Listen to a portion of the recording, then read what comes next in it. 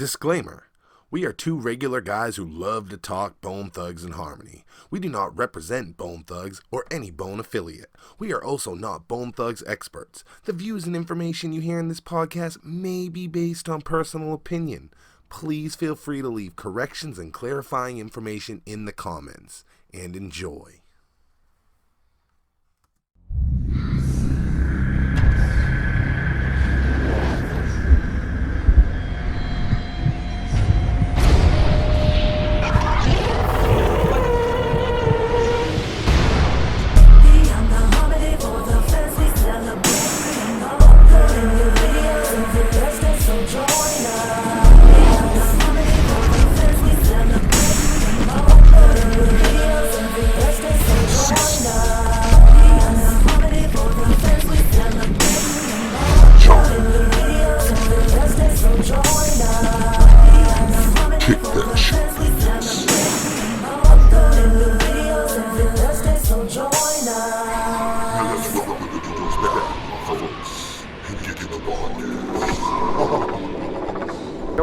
And Busy's great too. You know, Busy was funny. The unreleased movie with Bone, the documentary that St. Clair. I'm not gonna get into why that screwed up because of the same manager that Busy was talking about. When I did that interview, Busy sat there and watched me intently. He did not walk away during my interview, and it was an hour-long interview. And afterwards, he walked up to me and he just kind of looked at me, and he was like, "That's right," and walked away. You know, I mean, he takes. What I'm saying is Busy takes everything in. Like, for instance, it took that long to work with him, and then he went back and studied what I did, and then said, "Damizza, what do you want to do? What's wrong?" The exact quote that Busy said to me when he said that, he goes, "Damizza, what's wrong with my group?" That's the way he said it. And I said, "You don't want to ask me that, because I'm gonna tell you." You know what I mean? Like, and then he said, "What record do you want to create?" And that's I saw footage of I saw footage of you and Busy in your studio, and you were showing him it was the early version of Coming Home, the one that had TQ, and it sounded like there were already some Crazy Bone drops on it. So it looked like that was like pre-New Waves, like you were almost the guy instigating this crazy Busy duet album to happen. So that's what I want to jump into is New Waves. Well, let's talk about Coming Home for a minute. Because that's what started it. Let's talk about Coming Home. I'm sitting there in my apartment, and I heard the chords for an Aerosmith record. And I think it was Don't Want to Miss a Thing. That's where Coming Home came from. And keep in mind, there's nothing new under the sun. So you take something that's already a hit and you make it yours. That's what makes a hit. Something that's familiar but not. So there's only so many chords in the world. So I heard those chords. Those inspire me. I sit there and I do it. And I start thinking the song is named Coming Home. And I sang it into my freaking recorder, my little voice recorder. And I was boom, boom, boom, coming home, you know, like all this kind of stuff. And I walk up to Cray and I'm like, "Look, I got this idea. Here's the beat. This is the concept. This is what I want to do." And he's like, "All right, Miz." And I'm like, "Look, this is the intro I want to do. Boom, boom." You know what I mean? Like, that's how that started. And that was the offshoot of More Than Thugs. You see what I'm saying? Yeah. So Coming Home connects to More Than Thugs. Is that what, did I just hear that correctly? Well, and you're exactly right. So like what I did was, and what I do with Bone is I get a piece from Crazy, then I go to Busy, you know what I mean? And then I go, "Here's what I did with Crazy. This is what I want you to do." You see what I'm saying? Yeah. So you're right. That's exactly what I do. Tell me about Coming Home then, because it sounds like it started as, and we as fans have gone through so many transitions with this track. It sounds like it started as Crazy and Busy and TQ. Around the time the Cavs won, the version that we heard was TQ and all of Bone. And then, of course, it ended up on New Waves on a brand new beat. TQ was, of course, replaced with Marley, Stephen Marley. Can you just tell us and bring us through here's these what happened. transitions? This is just the real shit. Let me just tell you the real shit. Steve Lobel was against More Than Thugs. I was on my way to the radio station to play More Than Thugs on the first time. And I look, I love Steve Lobel to death, but he's a closet hater. So he was like, no, you're not going to do this. So me and Jamie Adler got on the phone with freaking Steve Lobel, and I had to stop on the way to the radio station in Ventura. And there's this hotel on the freeway, the Holiday Inn. And I walked to the beach through the Holiday Inn and sat there and argued with Steve Lobel with Jamie Adler. And Jamie Adler is the one that made that record happen. If it wasn't for Jamie Adler, that record never would have been released. So Jamie Adler sits there, and if you don't know, you guys know Jamie Adler. He's the the agent, and one of the greatest minds in the music business. I mean, he is 100%. A great guy. So he fought for it, and we played it on the radio once. And then it took off from there because Steve said it's old, it sounds like crap, it'll never make it, they need a new sound, and had every reason in the world for this record not to play. And I'm like, whatever. So the record takes off, and then all of a sudden everybody wants to be back with Bone because all of a sudden it's number one for 14 weeks at independent radio on Mediabase. So then everybody says, oh, we can make some money off of Bone.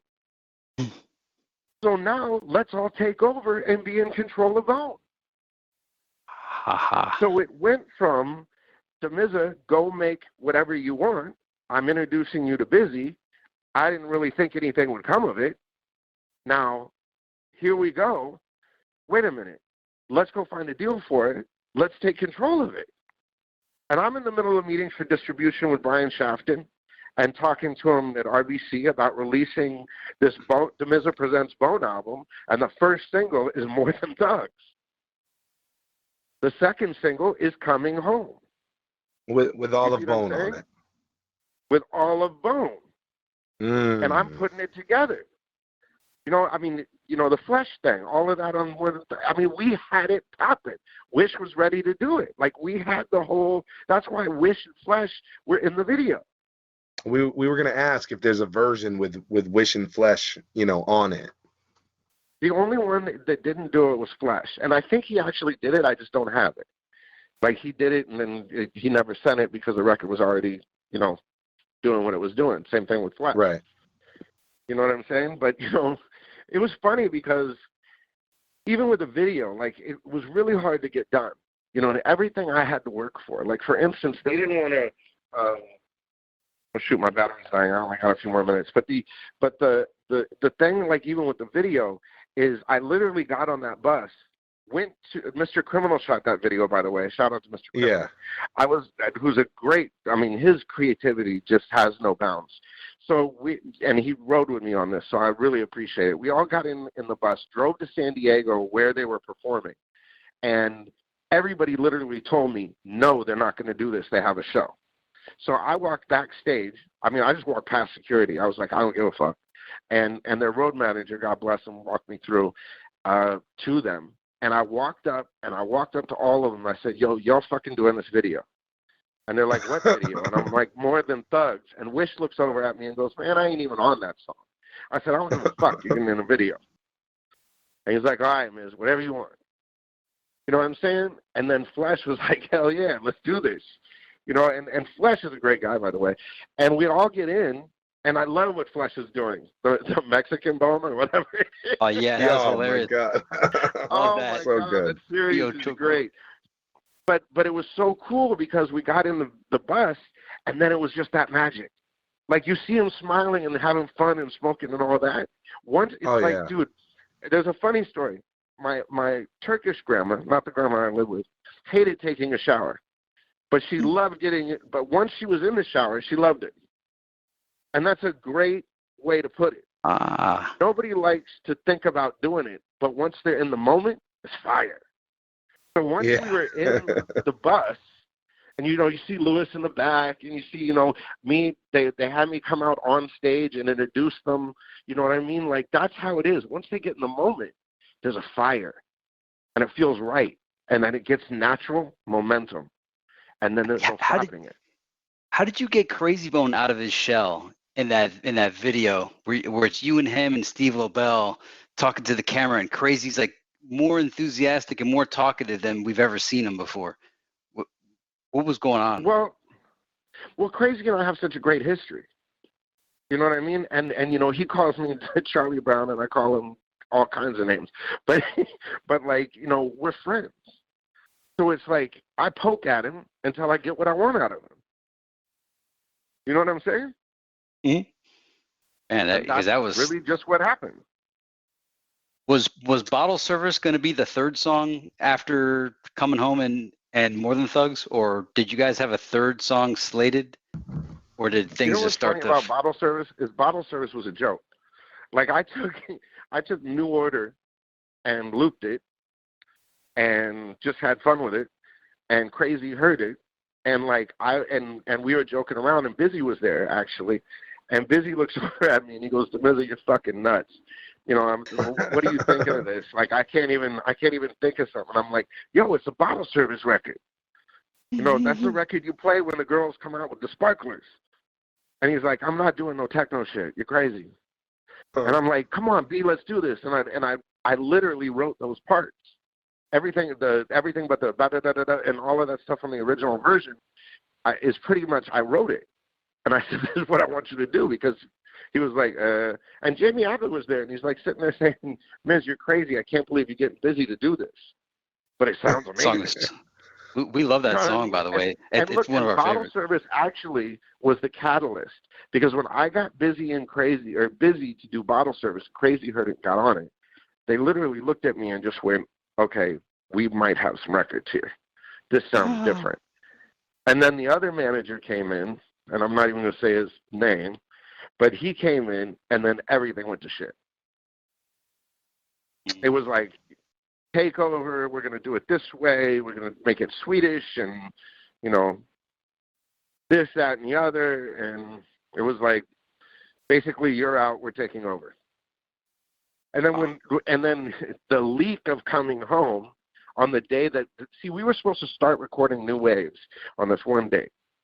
And I'm on my way to the studio, and I get a call from this whatever and Steve Lobel, and they're like, "You leaked Coming Home. You sabotaged this record." And I'm like, "What the hell are you talking about?" And one of the Bone fans hit me up and told me the other guy, the other manager, gave him that record to sabotage me.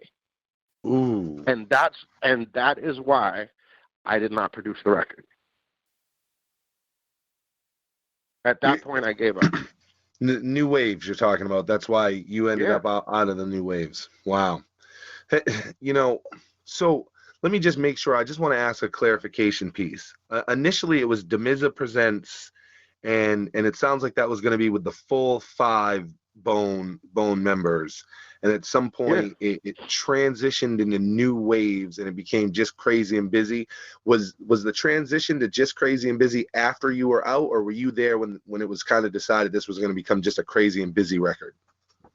Well, it was going that direction anyway, because they convinced me that everybody wanted to hear a Crazy and Busy album. Do you see what I'm saying? Yeah. But, you know, it was a trip, dude. I really can't explain it, because at the time, you know, it was happening so fast, and so many people were getting involved, and I was kind of like fed up with it, because, you know, it's kind of like, look, I created this momentum. It's a perfect example of what we were talking about. If you listen and do it this way, it will work. But they wanted to take it and make it theirs so that they could manipulate the money. I mean, down to the publishing. For instance, I got my publishing statement from Coming Home, and all of a sudden, on my publishing, they convinced me to give up a bunch of my publishing because other writers came in, Stephen Marley, et cetera, and I was like, "Why is it my publishing? You know, why are you taking publishing from the music for a lyric?" And they're like, "Well, we're going to put this other publishing on it. We're going to put other people producing the record." And I'm like, "Wait a minute, you're going to reproduce my record?" And they're like, "Yeah, it's going to sound different." And I was like, "The one you did sounds dated." I was like, "Oh, excuse me. It's just the reason why you guys want to do a record now." You know what I mean? Like, you know what I mean? It's like, you're telling me that sounds dated, but that's what got you here? And the song was your idea. I mean? Like, yeah. And I wrote most of it. So I'm like, okay, like, and then I get my publishing statement, and Steve Lobel and this other manager have publishing like they wrote the damn record. Wow. And that money, or that publishing that I gave up, went to these two guys. It wasn't for other writers. It was so that they could come up. And that's what destroyed the project. Once those two people got involved, it went to shit. I want to make sure that that we get to. I know that you said your battery was close to dying. We've had a phenomenal interview. Earlier, I think before we got on, you had said that you had an announcement that you wanted to make sure that you make. Was that about the More Than Thugs hitting 2 million, or is there something else you wanted to make sure you got out? That and running for Congress. Yeah, that and running for Congress, big time. Big time. Damien for Congress. Hey, maybe I'll send in an I've always absentee been ballot. a politician. I mean, look at my life. You know, even putting Jay-Z and Mariah together, that's politics. You know what I mean? And the leadership. Well, here's the thing. Showed. America is fucked up. And the reason why we're back to talking about racism and back in all of this crap is because of the leadership of America. The voices are old white men right now, going back to when they were a kid. It's not right. Why are we talking about racism right after a black president? Right. Exactly. You know what I mean? Like, did we just jump in a time machine and go back? So I kept thinking, especially even in the 90s when they started hyphenating everybody, I felt like that was a divisive measure to say that all people aren't Americans anymore. Everybody was a hyphenated American, and I thought that was a step backwards. Look, unless you're Indian, you're an immigrant. Yeah. If you're white, you're an immigrant. You go to the Statue of Liberty, bring me your tie, da-da-da-da-da. This nation was built on immigrants. And now you're tripping on immigrants? You want to build a wall? What are you, stupid? I think I got the question. Go ahead, John. The problem is it takes 7 years. It takes 7 years to get a visa or naturalization or your citizenship. That's the problem. The reason I think you're going to make a good candidate. The immigration laws. is part of being a politician, is being a leader. And, you know, you basically brought rap to the mainstream, and you did it with your vision. And you basically said, we're going to do this at that station, and people just followed your lead. So if you take that same thing, and you did that as a young person, and can you imagine with what your new vision's going to be? And do you have a platform? Like, what's your platform going to be as you run and campaign? Do you have a platform yet? Well, here's the thing. It all comes down to the young people. I've been involved in a charity called Freedom for Youth. Okay, Freedom for Youth involves themselves in teaching life skills to incarcerated teens. And how this started was, and it's how I met Little Bams and all of this. Well, not how I met him, but when I met Little Bams, he had this friend named Kid. And him and Bams, Kid and Bams, were walking next to Santa Barbara High School. The police roll up on Kid because he was a certified, straight-up gang banger. And he was walking. The police see him, grab him, find a gun on him right next to the high school. Bams was with him. So I say, oh, my God, Bams is associating himself with gangbangers. I need to know this guy. This guy was incarcerated. He's up at the boys' camp in Santa Barbara, where they take the worst of the worst, and they put him in a camp in the mountains. So it's the only person I ever visited that was incarcerated. I go up there and visit him on Thanksgiving. I'm bringing grandma's turkey, all this stuff. And what made it possible was a lady by the name of Billy Joe, who ran Freedom for Youth. And she let me in to see this kid, which is against the rules. To pull a kid out of his dorm and sit down with him on Thanksgiving and talk to him about his life. Impossible to do. So she made it happen. And I'm sitting there and I tell him, he's like, I'm a gangbanger, fuck you. You know what I mean? And I'm like, whatever. But I kept trying with him. And see, that's the thing. If you keep trying and you keep trying and you keep trying, it'll happen. So then he gets incarcerated in Santa Barbara County Jail when he turns 18. Damizza goes to the jail. Aren't you tired of this? And he goes, look. And I said, look, I'll make you a deal. If you don't get in trouble again, and he wanted to be a rapper, so I said, look, I'll produce your mixtape, I'll get you a show at the Velvet Jones, and I'll get you in the Santa Barbara Independent, which is a newspaper, if you don't get any more trouble. He hasn't been in trouble since. He's a great father. Now, he works at UCSB as a cook. He got Bam's a job at UCSB. You know what I mean? That's my platform, is because if you get kids and you teach them life skills, because my friend Wino, who passed away, committed suicide at my house, by the way, because that's where he wanted to die. You know what I'm saying? He said, it's too late for me. But he introduced me to Bams and Skips. He said, I'm going to jump him into the gang, or I'm going to jump him into music. What do you want to do? And I took him. And Bams hasn't left my house since. He was 14 then. He's lived with us since. It's grandma's other grandson. You know what I mean? That's the platform. It's if you teach kids in early stages life skills, and you teach them, and you give them that platform to learn, and you surround them with mentors, you'll win. Because then it creates jobs. Then it creates a better society. We have to start with the kids and see it all the way through. And that's the problem, is people will mentor, people will teach, but there's limits to it. If you jump in, you got to jump in full blown. I mean, I had to go through hoods and, you know, the American Foundation with Jim Brown and Harry Belafonte, and going to the worst neighborhoods in Los Angeles and talking to gangbangers. That's what made Power 106 hot, is the fact that I was in the streets. I knew what was happening and what was coming up. So I go through the hoods, I hear a record coming up, I play it on the radio. So all I am is a conduit. And yeah, you say leader, but here's the thing. Someone who leads has to listen. And that's my platform, is listening. And what I've done in my past should prove that that's what we're going to do now, is we're going to listen. And then, like, for instance, in the campaign, what I really want to do is I don't want to go and speak to people. I don't want to pull this shit where Trump is sitting up there being the you know, this, that, and the other, and just spitting out all this crap.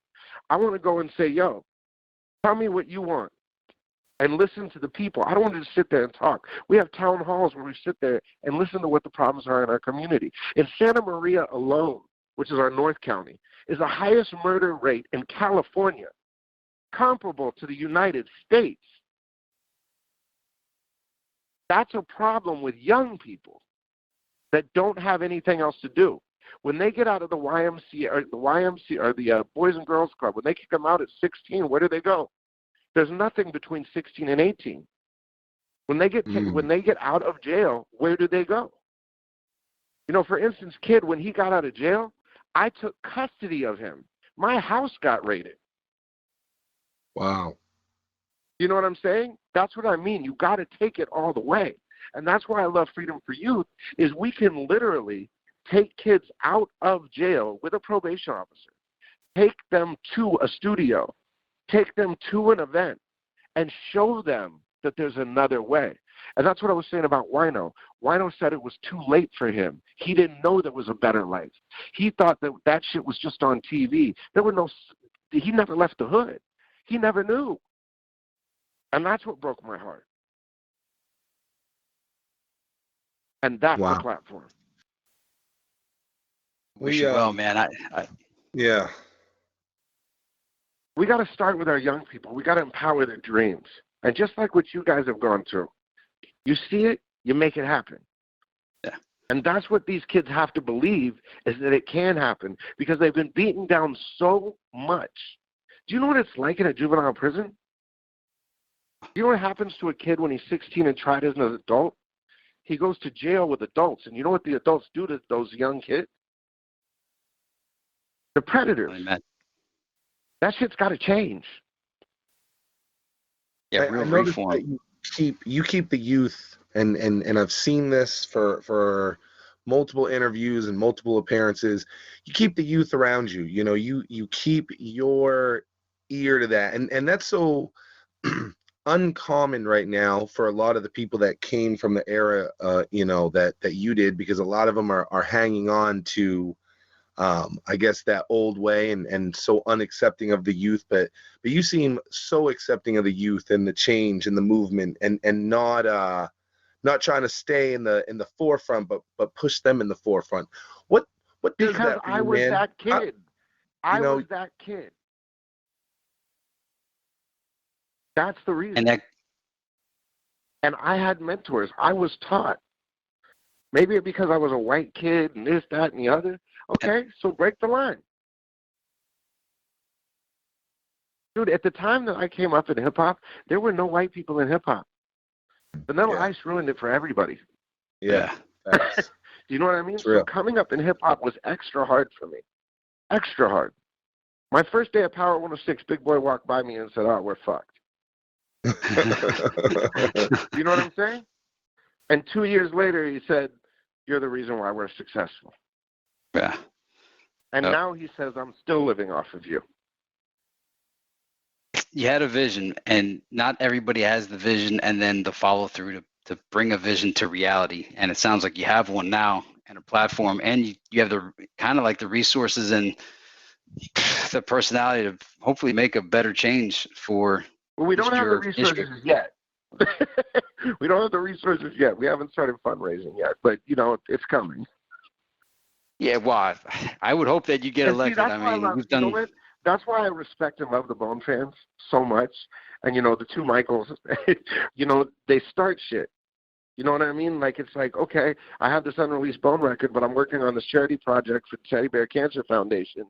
Okay, well, we'll donate to the Teddy Bear Cancer Foundation if you put that record out. That's a Bone fan. Yeah. No, but that's why I love the Bone fans. Is they don't sound fast and revolutionary. That's the thing about Bone that I love so much is it's a revolution. Every time you hear Bone, it's political. It's a revolution if you listen to their lyrics. Yeah. You know what I mean? Or the end of the world. That's what inspired me. The fans are a different breed. These fans have literally reached out to Bone and Bone Associates and leased tracks and released their own albums as fans that are legitimate, real albums. That's something different that Bone fans do than you can say about any other fan. We talked a lot of Bone tonight. We talked about a lot of stuff. There's a lot of questions we didn't get, so we're gonna have to get Damizza back on the show. But the one that you know what you can do really quick? Fire through them. I'll make them short. What didn't you ask? Let's just fire through. Oh, so many, Damizza. But I'm gonna ask you this one. Let's just do the quick ones. Boom, boom, boom. What was the song that you played Jay-Z a Bone song and he played you H to the Izzo? What was the Bone song you played to Jay-Z when you were showing him your beats? Headhunters. Whoa. Okay. Wow. It's on Shade Shice's Shade Shice's bootleg albums. Yeah. With the real slow guitar, it sounds like syrup. Mm-hmm. Wow, like that shit. So there's another Headhunters. Here's a funny thing. It was actually me, him, and Kanye West in the studio when I played that record.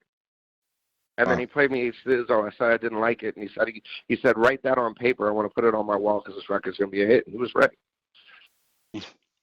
There was a clip. There was a clip that came out online years and years ago. It has been surrounded by every Bone fan's theory on what it was. Power 106 released a clip of NSYNC Just Got Paid and Crazy Bone was mixed into it. Tons of rumors. I think the final verdict was a DJ had an unreleased Crazy Bone verse that was just mixed in and it never came out again. Can you tell us the story behind that? Patricia Bach, who was working with NSYNC at Jive Records, hit me up and said, I want Bone to do a remix of Crazy Bone. It was right after I Still Believe. Want Crazy Bone to do a verse on this NSYNC record. We're going to try it. It was Just Got Paid. I did a flip of it. I put Crazy on it myself. They sent me the vocals for NSYNC. I did all of the remix stuff. I handed it to E-Man. E-Man played it once. NSYNC heard it and said, you played it on the radio before we heard it. Fuck you. Wow. So that would have been it would have been official. It would have really been official. NSYNC and Bone. Well, what my plan was is, we did it. Let's throw it on the radio, and then you'll definitely like it because it's already on the radio. And he smashed it. Crazy smashed that. And they got upset. Crazy killed it. Killed but I it. did Killed that it. verse in the studio with Crazy. So that's the rumor. What is, and I know, your favorites from other artists, but what is your favorite song produced for Bone or a Bone member? Damn, that's a tough one. I would say More Than Thugs. And I got to shout out Lewis on the track on that one because he inspired that. That track is what inspired that. So shout out to Lewis. Just hit 2 million on YouTube. I feel like I remember seeing a plaque or something though that was Michael congratulating you for the 2.5. Did he? Michael Peters is such a good guy. Shout out to Michael Peters. Yeah, shout out to him. I called him up and I said, "Look, this is what happened." Da da da da da. He did the artwork for it. Like he did the original Bone. See, I always go to the fans. Like, yo, what do you think about this? What do you think about this? And I call Michael all the time. Both Michaels. But I call Michael Peters a lot. I've talked to Michael a lot. And he's a great guy and a genius at art. You know what I mean? And like genius on other things. A race car fanatic. And in the pit, Jesus Christ. You know what I mean? Like, great guy.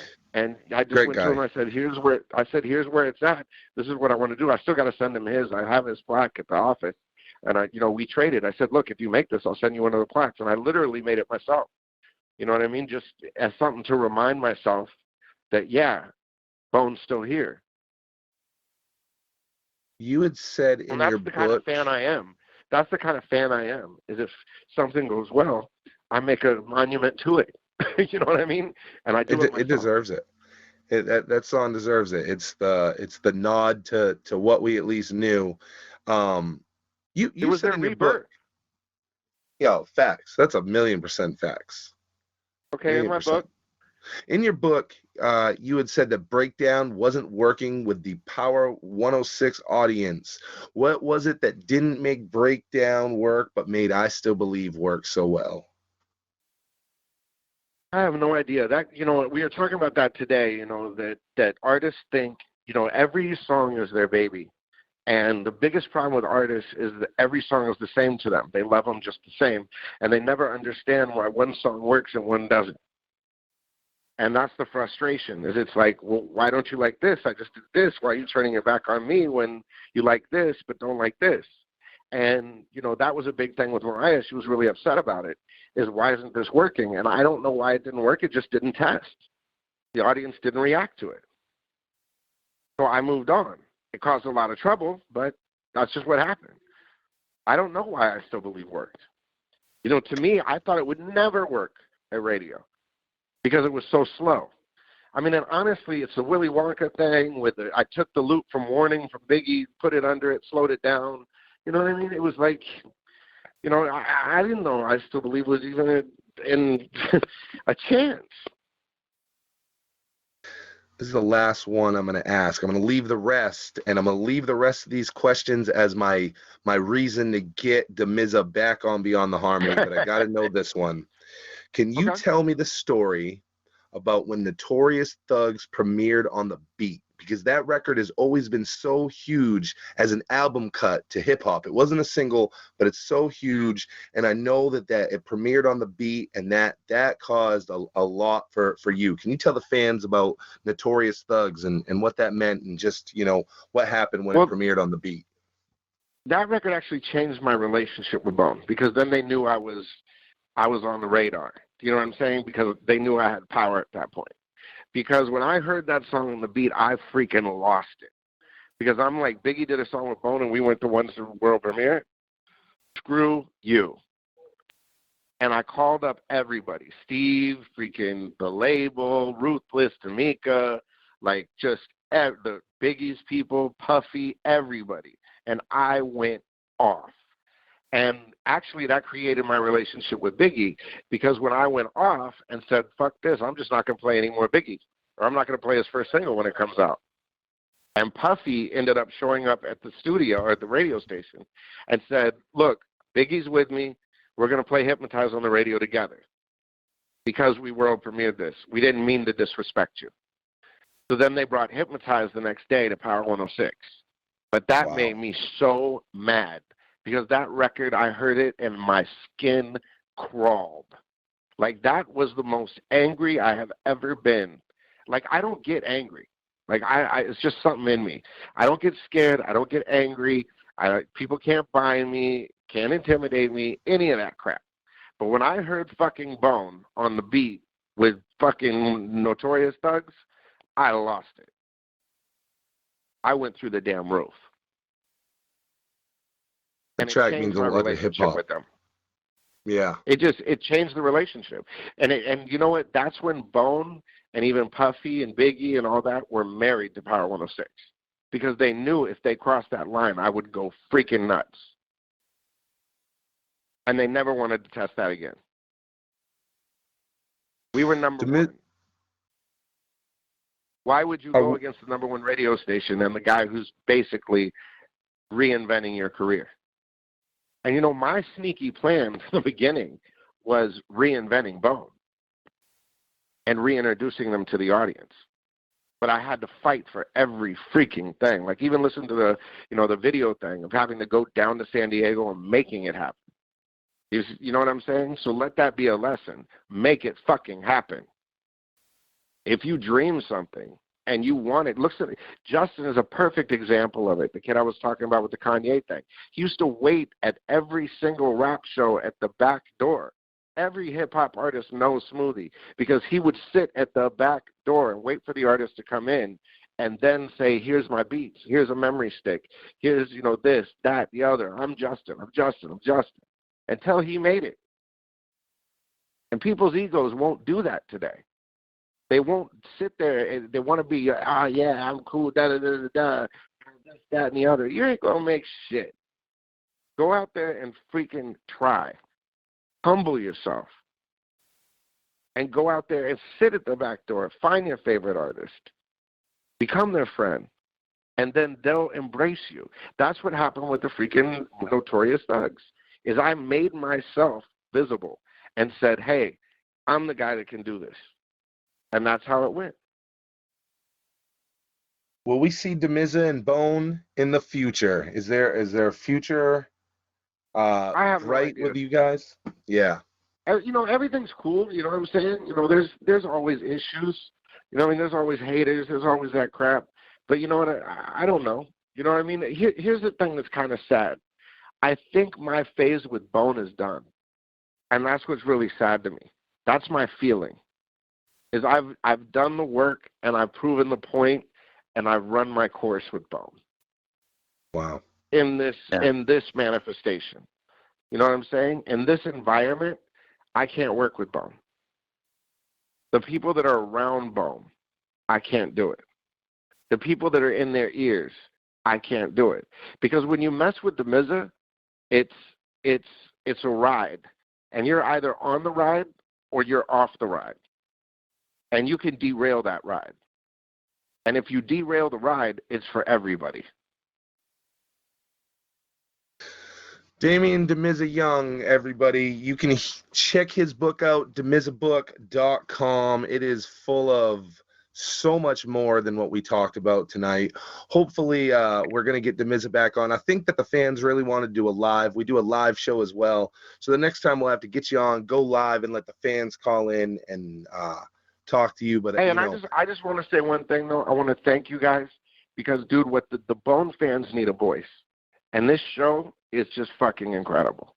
And I just want to thank you for the platform and for the way that you guys are and the human beings that you are, the accepting people, humble, great people that you guys are, super conscious and with it, and just giving a voice to the Bone fans. It means a lot to all of us. So thank you very much. The Bone Army loves you guys.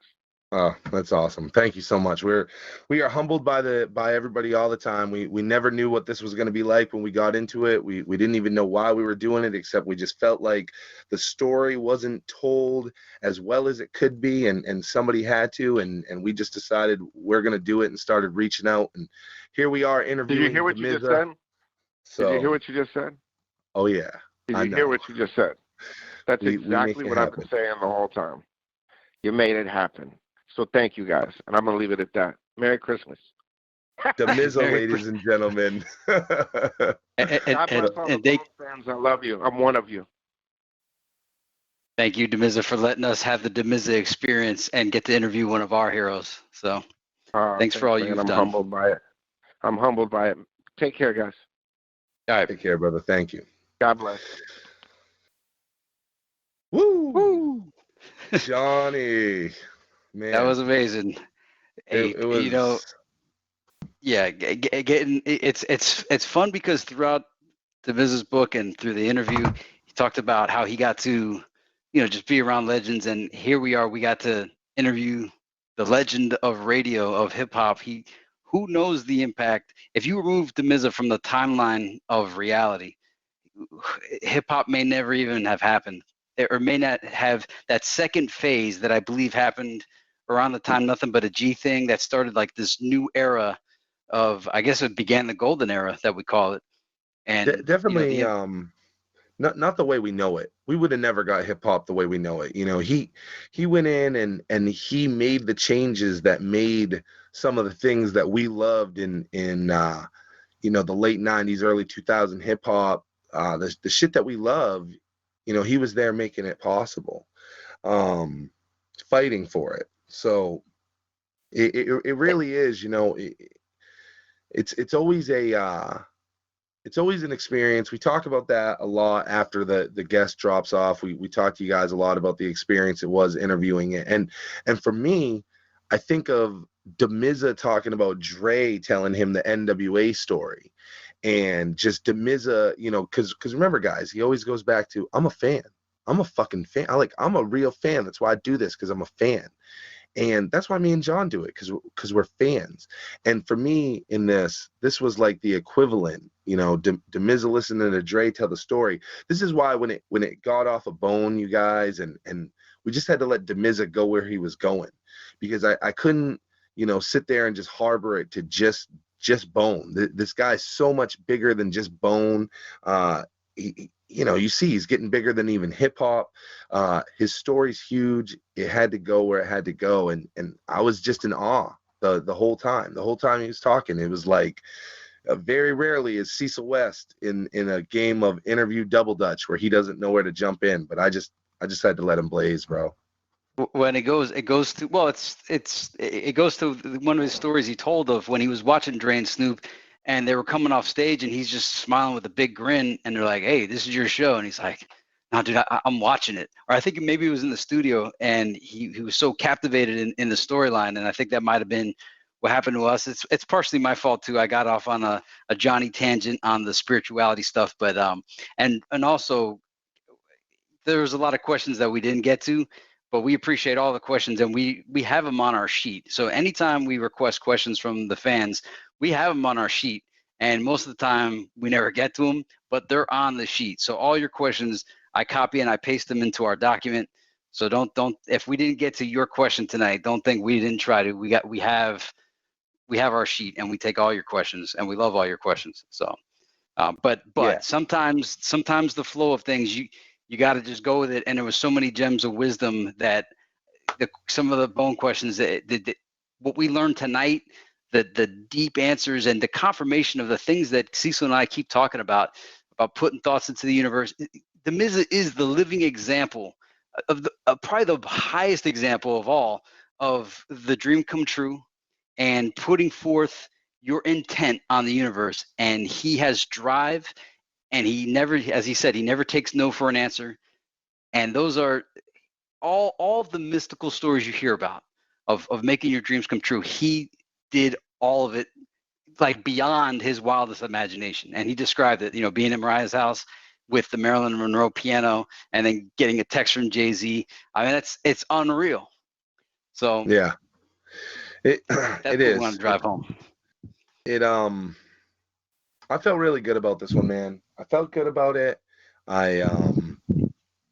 He was cool too. He knew we weren't getting through the Bone, and you saw he banged out a bunch of those Bone questions, and I tried to pick like the best ones. How much do I love the confirmation of the NSYNC just got paid? I love that we just changed the game up with that one. But there's so many that we didn't get asked, which is okay, because Damizza's a great guy. We're gonna get Damizza to come back on. And I think next time we go live with Damizza and we let the fans get in, and it will give us a chance to get the rest of these questions in. But I had a great time, man. I really did. And, I hope the fans are happy with it because, again, I know that it wasn't as bone focused as normal, but it's like we tried to prepare you for at the beginning when an entity is just so big in his own right, because a lot of guys that we interview are big, because of bone or in the bone world, or, this is so much bigger than that.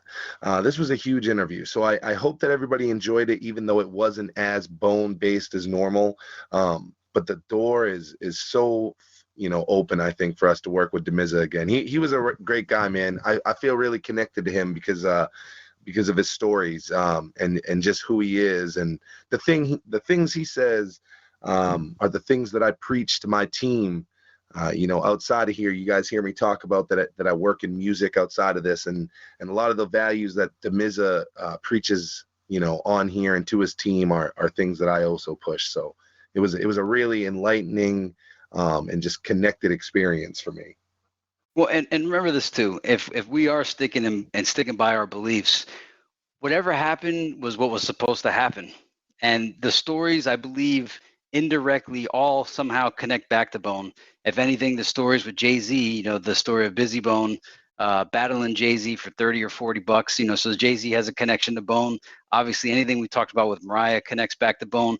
All these managers that we talked about, everything somehow, even the UFOs, Busy Bone's got a lot of songs about UFOs and extraterrestrials and stuff like that, and tons of spirituality. So I feel like, and the business is a Bone fan. He's into that. I'm a Bone fan. I'm into that. I think it still all plays part of the story. I think we all got a deeper, we got more of Damizza. We saw him even further in than if you follow all of his interviews. And bottom line is, if you loved hearing Damizza tonight, you got to read Guilty by Association. It'll blow your mind. The stories in it are so good. Both the celebrities that he talks about in his encounters, but also just hearing his come up story. It's enlightening, it's inspiring, and it lets anybody know Damizza did it all, and he was almost aborted. He left with his grandmother. His grandmother was like a single grandparent, and he came from nothing, from being left on her doorstep, and then became the number 4 top most powerful person in hip hop according to the source. Flown all around the world, changed rap music, made it so that it still is here to this day, brought Dre and Snoop back together. Tons of this one guy did all this. So, and the funniest thing is that when we went into this, we were like, we're gonna stick to Bone tonight. We're gonna stick to Bone, and and you just can't. It's not that we didn't want to stick to Bone. It's there's so, like, why would you pass up getting some of these insights just to stick to Bone? So. The guy's magic, and you had to let the magic happen. You had to let the magic happen. But like I said, I think it's great because it leaves the door open for us to go with Damizza again. And he deserves it. And I loved this interview for him as well because, I've seen him do a lot of interviews, half-hour interview, hour interview, whatever it is. But I think he really got to open up on this, and that's something that happens on our show a lot. Is it's the Jim Rome sit down. It is the Jim Rome of the Bone world. You are gonna get your moment to talk about whatever the fuck you want here. A lot of interviews are very formatted, and even though ours is formatted, we try to stick to Bone. We're going wherever you want. Wherever they want the story to be. And Damizza had to tell those things. And he has so much to tell. You could be a Mariah Carey fan and interview Damizza for probably hours and hours and hours and days just about Mariah and never hear him talk about another thing. So there was a lot to talk about, but we're going to bring him back.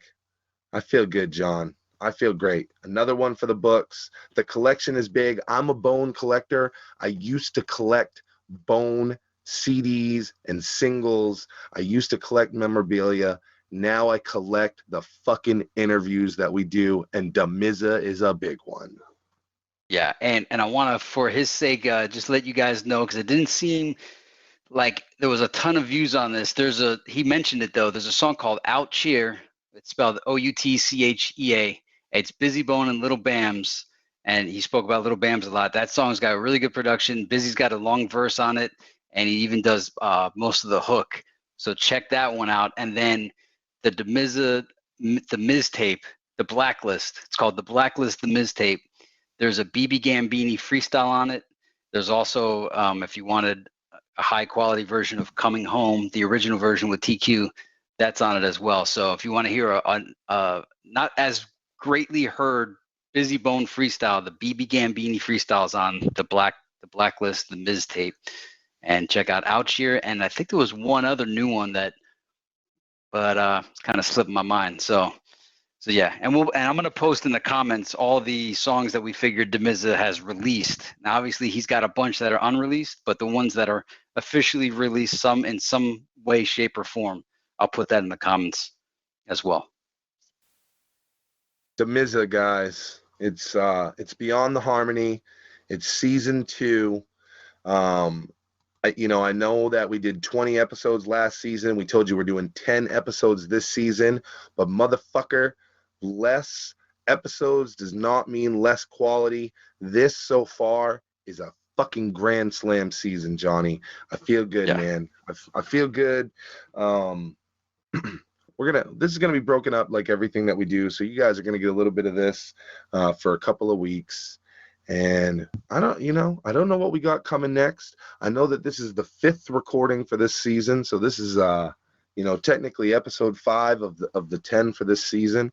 And we got some other great things coming, but this took it out of me. Talking to Damizza and him understanding energy and him understanding frequencies, and when you and I talk, you and I understand it, but something that we don't talk about a lot is it physically takes it out of me to do these interviews sometimes, and not in a bad way, but it's because you get so connected to the person you're talking to. This happened when I talked to Romeo. This happened when I talked to K Chill. This happened when I talked to even Diego Black in a lot of ways, and I'm sure so many more that are just slipping my mind. But it really it exhausts me, man, because I get so connected and so just wound up in what they're saying and the feeling that they bring to it. This show is special.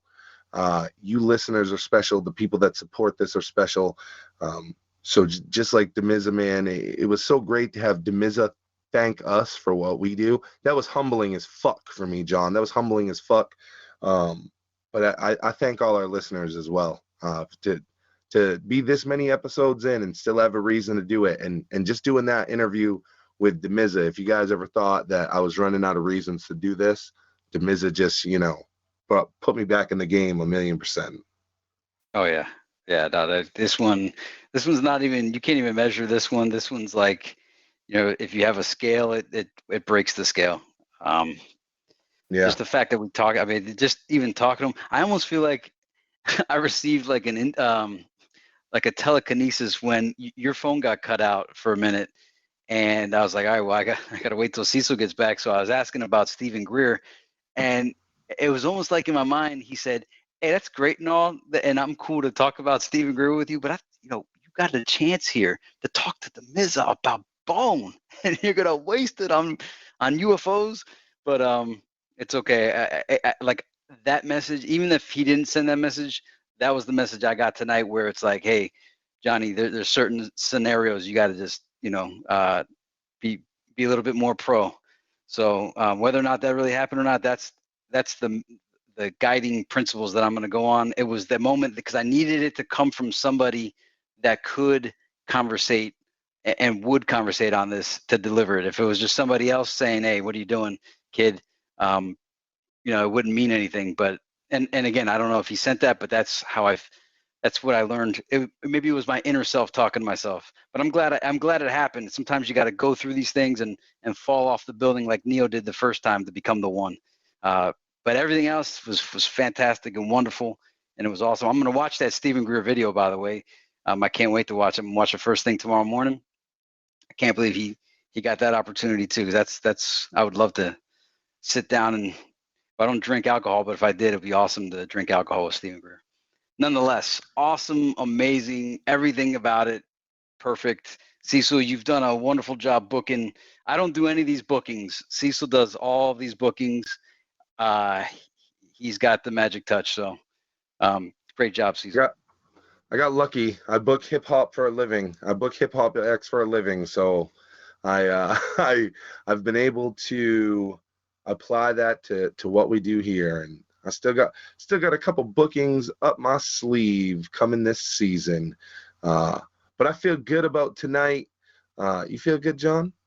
I feel great, and I'm really looking forward to some of the other things that we got up in store. In addition to our guests, we got a couple other special programs that we're trying to put together as well, and I'm looking forward to doing those along with Ty Wise. Boys and girls, this is Thug Thursday. On behalf of Damian Damizza Young, I am Cecil West with the one and only Jonathan Lippy. Feenics Ryzin, bring us home again. Beyond the